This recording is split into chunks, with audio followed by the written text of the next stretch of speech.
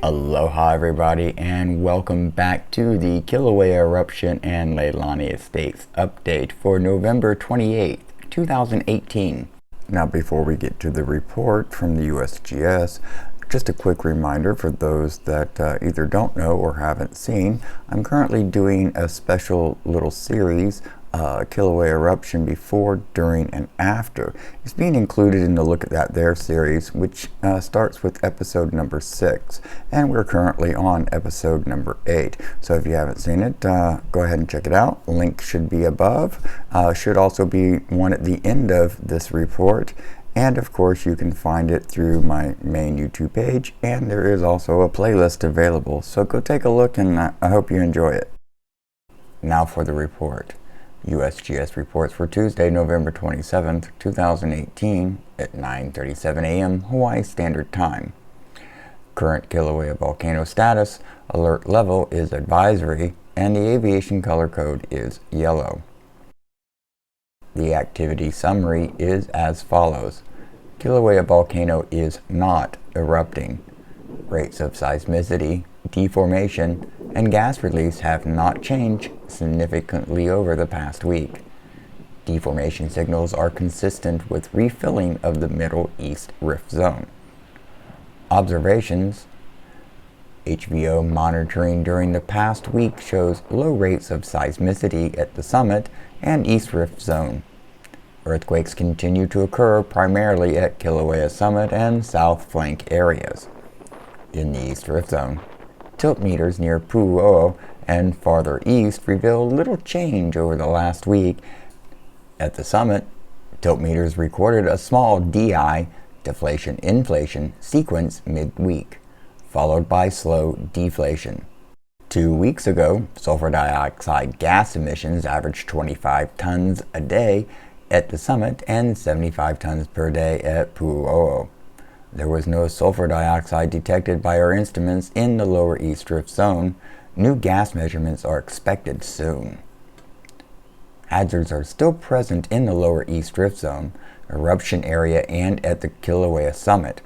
Residents and visitors near recently active fissures and lava flows should stay informed, heed Hawaii County Civil Defense and National Park warnings, and be prepared, if necessary, to self-evacuate in the unlikely event of renewed activity.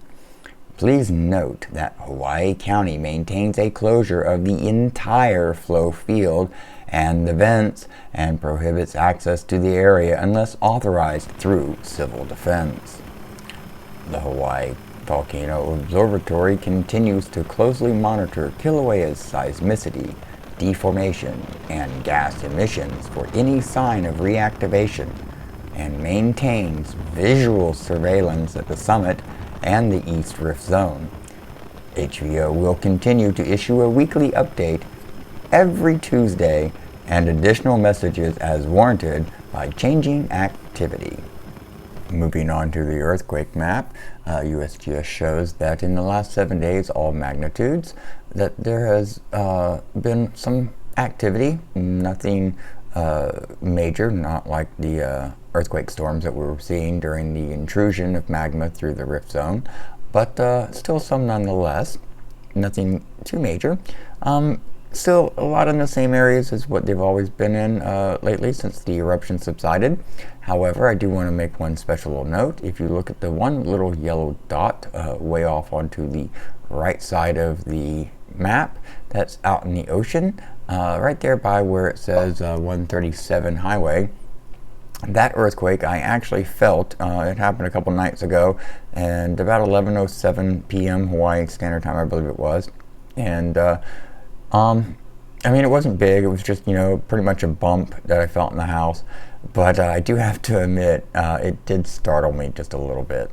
One more thing I'd like to point out, I did add another little legend item to the map. The red lines that you're seeing, those are indicating the fault lines for the East Rift Zone, Rift Zone Complex volcano, and even up on Mauna Loa, which is there to the upper left area. For the second half of the report, we're going to cover a couple pieces of news information.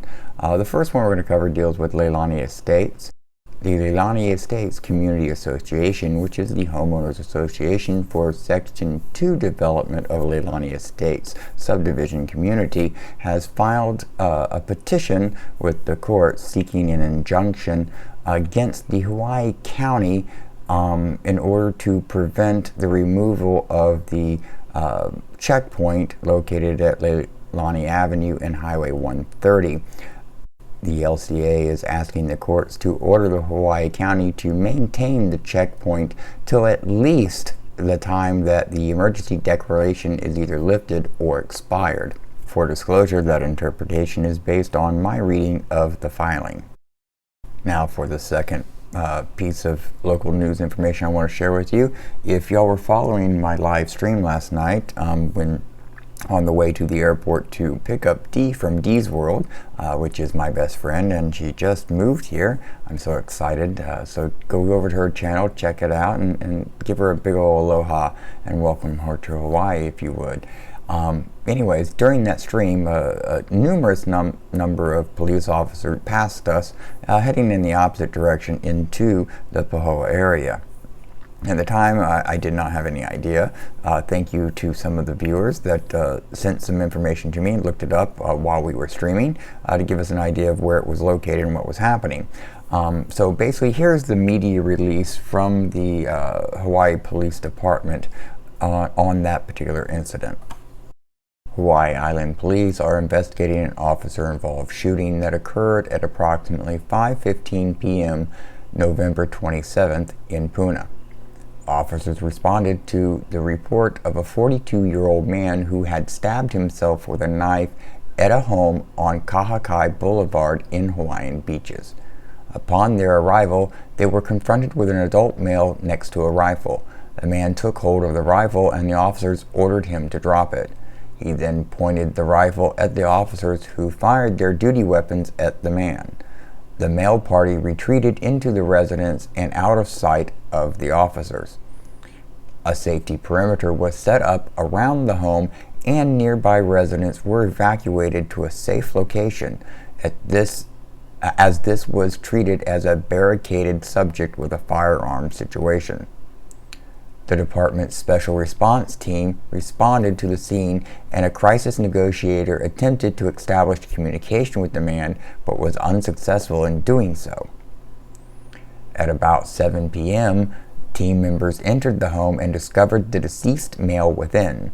There were no other occupants in the home at the time, and no one else, officers included, was injured during this tragic event. There were 4 officers who fired their weapons, though it is not known at this time how many bullets struck the decedent. These officers have time of service ranging from less than a year to 13 years of law enforcement experience. Police have initiated a terroristic threatening investigation as well as an unintended death investigation. An autopsy has been ordered to determine the exact cause of death. The name of the decedent the name of the decedent is being withheld pending notification of next of kin. As is standard practice in any police shooting, the police department's Area 1 Criminal Investigation Section will conduct a criminal investigation into the circumstances surrounding the shooting and associated death investigation. The Office of Professional Standards will conduct an administrative investigation. Today, November 28th, the Hawaii Police Department released the following update to the shooting. Hawaii Island Police have identified the man shot and killed in the officer-involved shooting that occurred yesterday, November 27th, as 42-year-old Bert E. Mercado of Hawaiian Beaches. An autopsy has been scheduled for Friday, November 30th, to determine the exact cause of death. And that'll do it for the Kilauea Eruption update and local news events.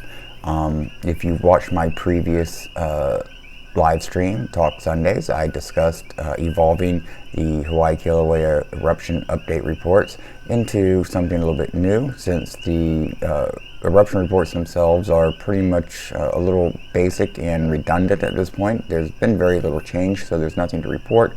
but I still want to continue monitoring the situation, I've decided that we're going to evolve this particular program on Doing Hawaii into something more on the lines of a Hawaii Volcano Watch and local news event update report versus just focusing directly on the Kilauea volcano. We will be watching it, we will still be reading its report, but we'll be doing a lot like what we did tonight. We will include a few local news events, and this report, instead of being once every 2 weeks as it's been, will go back to being once a week, and it will most likely be either Tuesday or Wednesday that it will be published. So, if you've enjoyed this video, don't forget to hit that thumbs up button. If you haven't subscribed yet and you're enjoying this content, go ahead and hit that subscribe button as well. And if you'd like to get notifications when I post new videos, don't forget to hit that bell icon. So basically hit all three of them and you're good to go. Also, don't forget to leave me a comment down below and let me know what you think of the evolution of this particular program. Any suggestions or ideas, leave them down below. I'm always interested in hearing what y'all have got to say. I think that wraps it up. I do appreciate you watching. Thank you, and you have a absolutely amazing morning, afternoon, or evening.